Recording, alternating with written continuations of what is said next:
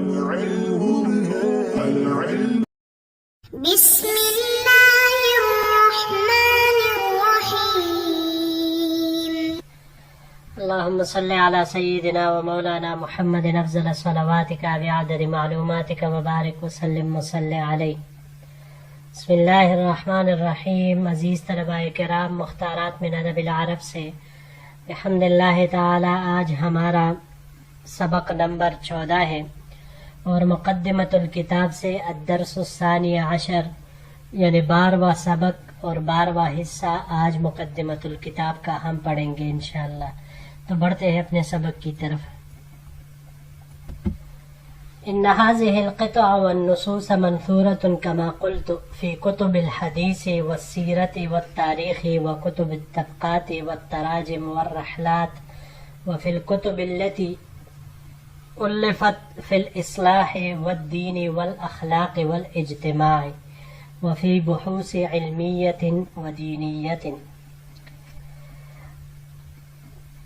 یہ قطعات اور نصوص جیسے کہ میں نے ابھی بتایا، یہ حدیث، سیرت، تاریخ، طبقات، تراجم، اسفار اور ان کتابوں میں جو اصلاح، دین، اخلاق اور اجتماعی، علمی اور دینی مباحثوں میں تالیف کی گئی ہے. وفی کتب الوعظ والتصوف، وعظ اور تصوف کے کتب میں، وفی الکتب التي سجل فيها المؤلفون خواطرهم وتجارب حياتهم وملاحظاتهم وانطباعاتهم ورووا فيها قصة حياتهم، اور ان کتب میں جن میں مصنفین نے اپنے خیالات، زندگی کے تجربات، اپنے ملاحظات اور انطباعات قلم بند کیے ہیں، اور جن میں اپنی داستان حیات قلم بند کی ہے.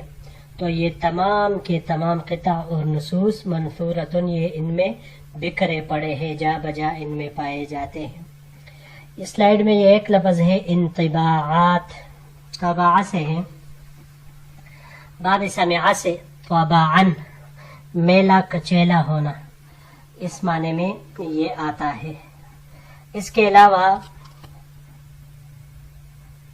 یہ باب انفعال سے یہاں پر استعمال ہوا ہے، انطباعا ڈلنے کے معنی میں یہ آتا ہے. اس کو اگر ہم باب تفعیل سے لے لیں، تطبیعا تو بر دینے کے معنی میں یہ آئے گا، اور باب تفاعل سے تطبعا بر جانے کے معنی میں یہ استعمال ہوگا. بڑھتے ہیں جی اگلے سلائیڈ کی طرف. هذه ثروة أدبية زاخرة تكاد تكون زائعة، یہ چلکنے والی ادبی ثروت قریب تھا کہ ضائع ہو جاتی. وقد جنى هذا الإهمال على اللغة والأدب وعلى الكتابة والإنشاء وعلى التأليف والتصنيف وعلى التفكير، اور اس سستی نے لغت، ادب، کتابت، انشاء، تالیف، تصنیف اور تفکیر پر جرم کا ارتکاب کیا. فقد حرمه مادة عزيرة من التعبير وباعثا قويا للتفكير، اور اس کو تعبیر کے قوی مادے سے اور تفکیر کے قوی باعث سے محروم کر دیا. مخطئ من يظن أن المكتبة العربية قد استنفدت وعصرت إلى آخر قطراتها، بلا شبہ وہ شخص غلط فہمی میں ہے جو یہ سمجھتا ہے کہ مکتبہ عربیہ ختم ہو گئی اور اپنے آخری قطرے تک نچوڑ لی گئی. إنها لا تزال مجهولة تحتاج إلى اكتشافات ومغامرات، وہ تو بلا شبہ ابھی تک مجہول ہے، کھولنے اور جان کی بازی لگانے کی طرف محتاج ہے. انها لا تزال بکرا جدیدة تعطی الجدید وتفجأ بالغریب المجہول، وہ ابھی تک نئی اور باقرہ ہے، نئی چیزیں دیتی ہے اور اچانک اجنبی اور مجہول چیز لاتی ہے. انہا لا تزال فیہا ثروۃ دفینۃ تنتظر من یحفرها ویثیرها. اس میں ابھی تک ثروت خزانہ مدفون ہے اور اس کی منتظر ہے کہ کوئی اس کو کھودے اور اس کو پھیلائے. ان مکتبۃ الادب العربی فی حاجۃ شدیدۃ الی استعراض جدید و الی دراست جدیدۃ و الی عرض جدید. بلا شبہ عربی کا مکتبہ جدید نظر ثانی، نئے طرز پر پڑھانے اور نئی پیشکش کا شدید محتاج ہے. جی یہاں پر یہ چند الفاظ ہے. پہلا اس میں سے الاحمال حملہ سے ہے. یہ باب افعال سے یہاں پر استعمال ہوا ہے. احمالاً قصداً کسی کام کو چھوڑنا یا بھولے سے چھوڑ دینا ایک ہی معنی آتا ہے. باب ضربہ سے اس کو اگر لے حملاً حمولاً تو بہانے کے معنی میں یہ آتا ہے. غزیرتن یہ اس کی جمع یہ مفرد ہے، جمع اس کی عزار آتی ہے. غزرہ سے یہ باب کرمہ سے غزرن غزارتن کسی شے کا کثیر ہونا اس معنی میں یہ آئے گا. اور اگر باب تفاعل سے اس کو لیا جائے تعذرن تو یہ موٹا ہونے، زیادہ گوشت والا ہونے کے معنی میں آتا ہے. اگلا لفظ استنفدت نفدہ سے ہے. باب سمع سے نفدن نپادن نیست اور نابود ہونا. اور باب نصر سے بھی نفدن اس کا آتا ہے آگے بڑھنے کے معنی میں، آگے بڑھ جانا. اس کو اگر ہم باب افعال سے لے لیں تو انفادن بے مال ہونا، بے توشہ ہونا اس معنی میں یہ آتا ہے. یہاں یہ باب استفعال سے استعمال ہوا ہے استنفادن نیست اور نابود کرنے کے معنی میں، اور یہی معنی باب افتعال سے آتا ہے انتفادن جب اس کا مصدر آ جائے. وتفجأ فجأ یہ باب سمعا اور فتح سے فجأن اور فجأتن دونوں طرح کے مصدر اس کے استعمال ہو سکتے ہیں. باب مفاعلہ سے یہ استعمال ہوا ہے یہاں پر مفاجاتن اچانک آنے کے معنی میں، اور باب افتعال سے اگر اس کو لیا جائے تو اس کا مصدر افتجاءن جلدی کرنے کے معنی میں آتا ہے، اور یا اچانک آنے کے معنی میں یہ بھی آتا ہے. بڑھتے ہیں اگلے سلائیڈ کی طرف. ولكن هذه الدراسة وهذه الاستعراض يحتاجان إلى شيء كبير من الشجاعة وإلى شيء كبير من الصبر والاحتمال وإلى شيء كبير من رحابة الصدر وسعة النظر. لیکن یہ پڑھانا اور نظر ثانی کرنا بہت بڑی شجاعت، بہت بڑے صبر و برداشت اور سینے کی کشادگی، بہت بڑی کشادگی اور نظر کی بہت بڑی وسعت کا محتاج ہے.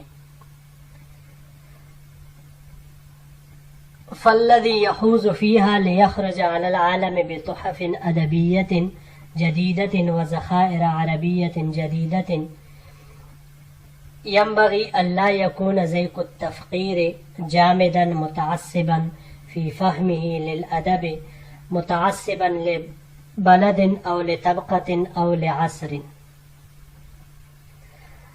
لہذا جو شخص اس میں گھسنا چاہتا ہے تاکہ دنیا کے لیے نئے ادبی تحفے اور نئے عربی ذخیرے نکالے، تو اس کے لیے ضروری ہے کہ وہ اس میں تنگ فکری اور جمود نہ ہو، ادب کے سمجھنے میں متعصب نہ ہو، کسی شہر، کسی طبقے یا کسی زمانے کے اعتبار سے متعصب نہ ہو.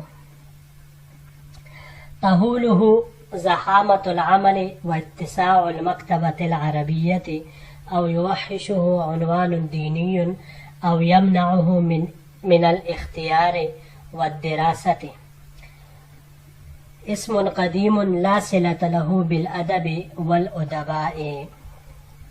کام کی بڑائی اور عربی مکتبے کی وسعت اس کو پریشان نہ کر دے، یا کوئی دینی عنوان اس کو وحشت میں نہ ڈالے، یا کوئی قدیم نام جس کا ادب اور ادبا سے ادنا سا بھی تعلق نہ ہو.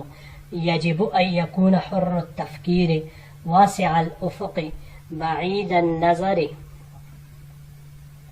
مطلعا الى الدراسة والتجربة واسع الاطلاع على الكنوز القديمة يفهم الأدب في أوسع معانيه. اس کو اختیار اور پڑھانے سے نہ روکے، بلکہ ضروری ہے کہ وہ آزادانہ سوچ، وسیع افق والا، دور اندیش ہو، پڑھانے اور تجربے میں نکالا ہوا ہو، یعنی تقوب، ماہر اور تجربہ کار ہو، پرانے خزانوں کے بارے میں وسیع مطالعہ رکھنے والا ہو، اور ادب کو اس کے وسیع معنی کے ساتھ سمجھنے والا ہو. وَيَعْتَقِدُ أَنَّهُ تَعْبِيرٌ عَنِ الْحَيَاةِ وَعَنِ الشُّعُورِ وَالْوِجْدَانِ فِي أُسْلُوبٍ مُفْهَمٍ مُؤَثِّرٍ لَا غَيْرٍ. اور یہ اعتقاد رکھنے والا ہو کہ صرف سمجھانے والے کے مؤثر انداز ہی میں یہ زندگی، شعور اور وجدان سے تعبیر ہے، اس کے علاوہ نہیں. جی یہاں پر یہ چند الفاظ ہے. رحابتا، رحبہ سے ہے، یہ باب سمعہ سے، اس کا مصدر رحبن آتا ہے، کشادہ ہونے کے معنی میں. باب کرمہ سے یہ استعمال ہوا ہے رحبن رحابتن، یہ بھی کشادہ ہونے کے معنی میں آتا ہے. اس کو اگر ہم باب افعال سے لے لیں تو باب افعال سے لینے کی صورت میں ارحابن مصدر اس کا آتا ہے کشادہ ہونے کے معنی میں. اگلا لفظ بتحف، تحفتن اس کی مفرد ہے، ہدیے کو کہا جاتا ہے. باب افعال سے اتحافن، یہ ہدیہ کر دینے کے معنی میں، تحفہ دینے کے معنی میں آتا ہے. اگلا لفظ ہے جی تہولہ، تہولو حول سے ہے. باب نصرہ سے یہ یہاں استعمال ہوا ہے حولن، مصدر باب نصرہ سے آتا ہے خوف زدہ ہونے کے معنی میں. اور اگر اس کو ہم باب تفعیل سے لے لیں تحویلن تو یہ گھبراہٹ میں ڈالنے کے معنی میں آتا ہے. اس کے علاوہ باب افتعال سے احتیالن، یہ گھبرانے کے معنی میں آتا ہے. او یوحشہ وحشہ، یہ باب ضربہ سے وحشن، خوف کی وجہ سے کسی چیز کو پھینکنا، اس معنی میں یہ آتا ہے. باب افعال سے یہاں پر استعمال ہوا ہے ایحاشن، وحشت محسوس کرنے کے معنی میں یہ آتا ہے. اس کے علاوہ یہ باب تفاعل سے توحشن، وحشی کی مانند ہونا، اس معنی میں یہ آتا ہے. اور اگر باب استفعال سے اس کو لیا جائے استیحاشن تو پھر وحشت محسوس کرنے کے معنی میں یہ آتا ہے. جی عزیز طلباء کرام، بحمد اللہ تعالی ہمارا یہ درس بھی اپنے اختتام کو پہنچا. انشاءاللہ العزیز اگر زندگی رہی تو اگلے درس کے ساتھ آپ کی خدمت میں حاضر ہوں گے، جو کہ انشاءاللہ اس کتاب مقدمۃ الکتاب کا آخری حصہ ہوگا. اس کے ساتھ آپ کی خدمت میں حاضر ہوں گے. السلام علیکم ورحمۃ اللہ وبرکاتہ.